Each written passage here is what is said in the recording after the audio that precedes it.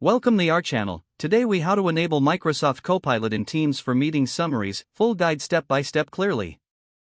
To enable Microsoft Copilot in Teams for meeting summaries, start by launching Microsoft Teams on your device. Once Teams is open, navigate to the left-hand sidebar. Select that app's icon at the bottom of the panel. In the Apps section, use the search bar to type Copilot. Click on the Microsoft Copilot application from the search results. Once you've selected Copilot, click the Add button to integrate it into your Teams environment. Next, return to the main Teams window. Initiate or join a meeting where you want to use the Copilot feature. During the meeting, locate the Copilot button, typically found in the meeting controls bar. Click on the Copilot button to activate it. As the meeting progresses, Copilot will begin to summarize key points and action items in real time.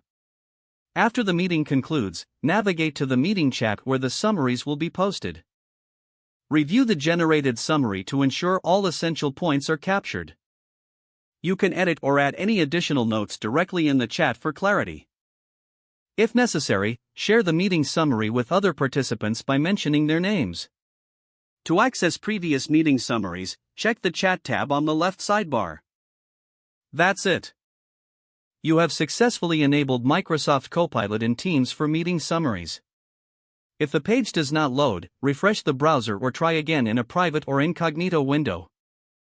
Make sure you are using the correct email address, then retype it carefully to avoid small typos.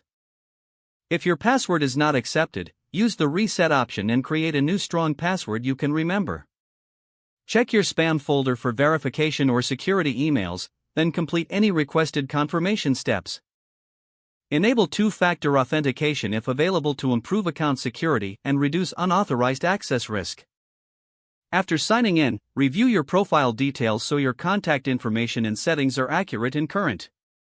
If you see an error message, note it down and try again after restarting your device and internet connection. Log out when you finish, especially on shared devices, to keep your account and payment information secure.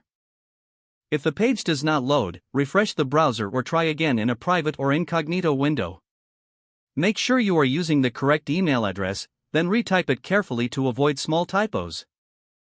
If your password is not accepted, use the reset option and create a new strong password you can remember.